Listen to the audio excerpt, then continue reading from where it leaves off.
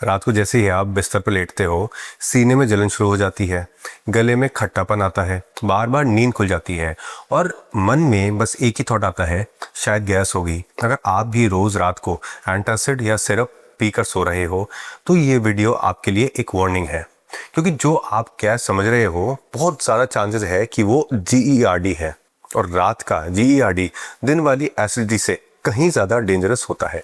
आज मैं आपको अपने पेशेंट्स की रियल स्टोरीज के थ्रू बताऊंगा GERD के मुख्य कारण क्या होते हैं और कैसे सिर्फ सही रूटीन और इलाज इलाज से इस प्रॉब्लम को कंट्रोल किया जा सकता है, बिना डेली एंटासिड पर डिपेंडेंट बनाए हुए। दोस्तों, पहली कहानी एक 45 साल के वर्किंग मेल की है। उन्होंने मुझसे कहा, डॉक्टर साहब, दिन में सब ठीक रहता है पर रात को लेटते ही सीने में आग सी लग जाती है। दोस्तों, उनकी समस्या की जड़ उनके रोज की रूटीन में थी। डिनर रात 10:30 बजे करना और उसके तुरंत बाद सो जाना, और मिर्च मसाले की सब्जी, पराठा, अचार जैसा हैवी मील लेना। ये तीनों चीज़ें एलियस यानी लोअर ईसोफेजियल स्फिंक्टर या हमारी भोजन की नली के नीचे वाले वॉल्व को दोस्तों रिलैक्स करती है और एसिड को पेट से ऊपर भोजन की नली में आने का परफेक्ट मौका देती है। दोस्तों, यहाँ साइंटिफिक लॉजिक सिंपल है। रात को भोजन की नली का वॉल्व नेचुरली ढीला पड़ता है और लेटे हुए हॉरिजॉन्टल पोजीशन में ग्रेविटी आपकी मदद नहीं करती है, इसलिए रात की एसिडिटी हमेशा ज़्यादा डेंजरस होती है, ज़्यादा परेशान करती है। यहाँ एक इंटरेस्टिंग फैक्ट ये भी है कि नाइट टाइम रिफ्लक्स ईसोफेगस यानी भोजन की नली को डे टाइम रिफ्लक्स की तुलना में 2 से 3 गुना ज़्यादा डैमेज करता है। दोस्तों, फिर मैंने अपने पेशेंट को ये बताया कि सोने से ठीक पहले खाना कभी डाइजेस्ट नहीं होता, ये सीधा एसिड में मिक्स होकर हमारे सीने में ऊपर चढ़ जाता है। तो उन्होंने फिर मेरे से पूछा, डॉक्टर साहब, सिर्फ टाइमिंग बदलने से फ़र्क पड़ेगा? और यहाँ मेरा दोस्तों जवाब था, जी हाँ, आपको बहुत बड़ा फ़र्क पड़ेगा। अब दोस्तों, दूसरी कहानी एक वर्किंग वुमेन की है जो थी 32 साल की। दोस्तों, वो मुझसे बोली, डॉक्टर, रात में एसिडिटी बढ़े तो मैं चाय पी लेती हूँ, उससे मुझे आराम मिलता है।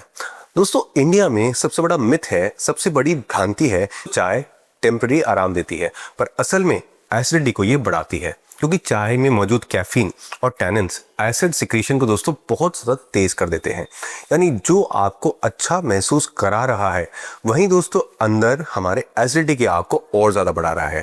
दोस्तों, अमेरिकन गैस्ट्रोन्टोलॉजिकल एसोसिएशन का डाटा ये कहता है कि high caffeine intake reflux episodes को 40 से 45% तक बढ़ा देता है। दोस्तों, जो वर्किंग फीमेल मेरे पास आई थी, उनका पैटर्न बहुत क्लियर था। स्ट्रेसफुल दिन, फिर इवनिंग में चाय, फिर लेट नाइट डिनर और रात में एसिडिटी, और फिर से ऊपर चाय लेना रिलीफ के लिए।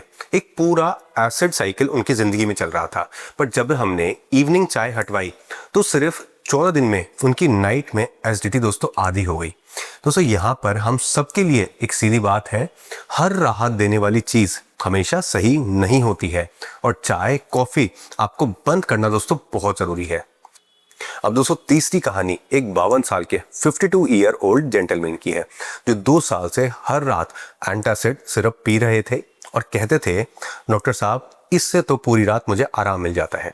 दोस्तों, एंटासिड केवल टेम्पररी रिलीफ देता है, रूट कॉज को 0% ये सॉल्व करता है। दोस्तों, जब मैंने उनकी एंडोस्कोपी की तो उन्हें ग्रेड बी इसोफेजाइटिस निकला, यानी एसिड ने ईसोफेगस में छाले और सूजन बनाना शुरू कर दिया था।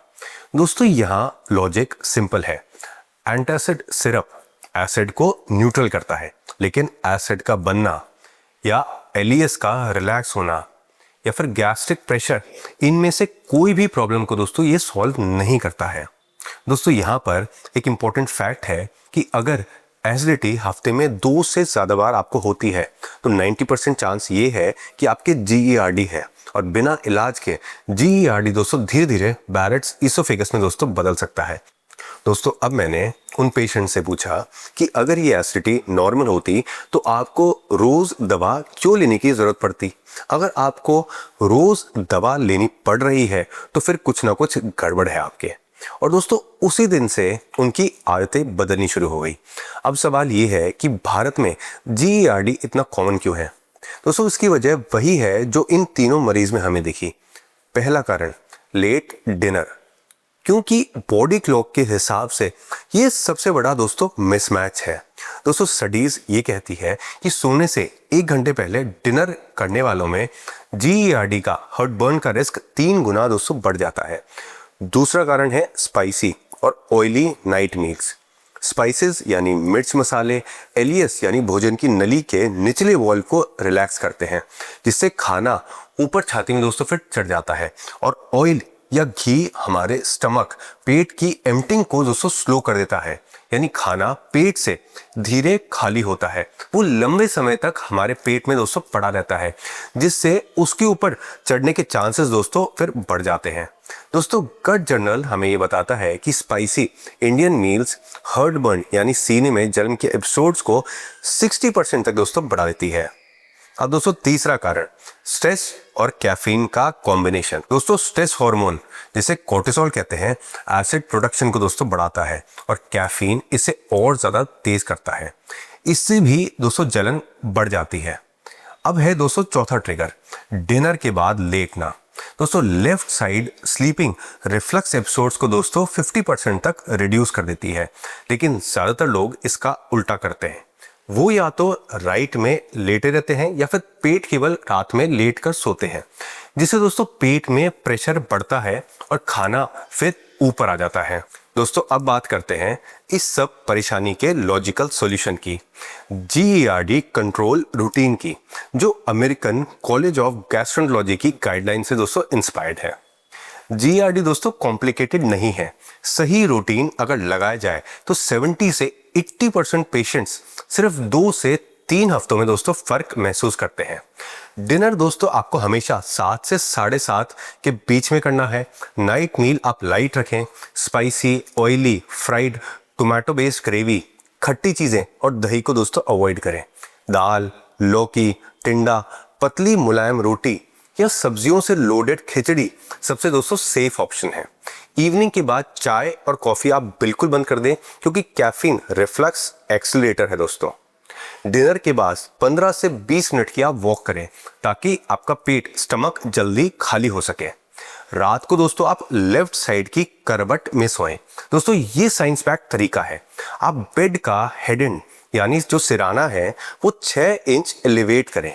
ये रिकमेंडेशन दोस्तों ASG की जो गाइडलाइंस है उसमें भी अवेलेबल है। इसके लिए आप दोस्तों तकिया यूज कर सकते हैं। पर अगर आपकी गर्दन में दोस्तों दर्द रहता है, आपके सर्वाइकल पेन है, तो आप बेड के सिराने वाले पायों के नीचे दोस्तों 2 ईंटें लगा लें। आप मेडिसिन तभी लें जब दोस्तों जरूरत हो, और ये दोस्तों आप डॉक्टर की सुपरविजन में लें। और अगर सिम्टम्स जो लक्षण है 4 से 6 हफ्तों में भी दोस्तों इंप्रूव नहीं हो रहे हो, निगलने में दिक्कत है, आपके वेट लॉस है, लगातार खांसी या आवाज़ बैठ रही है आपकी, तो एंडोस्कोपी दोस्तों आपके लिए बहुत ज़रूरी है। दोस्तों तीनों कहानियों की एक ही सीख है, नाइट में होने वाला हार्टबर्न और एसिडिटी दोस्तों नॉर्मल नहीं है, ये आपके बॉडी का वार्निंग सिग्नल है। और दोस्तों अगर आपको भी रोज़ रात को जलन खट्टी डकार या नींद टूटने की समस्या होती है, तो दोस्तों इसे आप बिल्कुल भी अनदेखा मत कीजिए।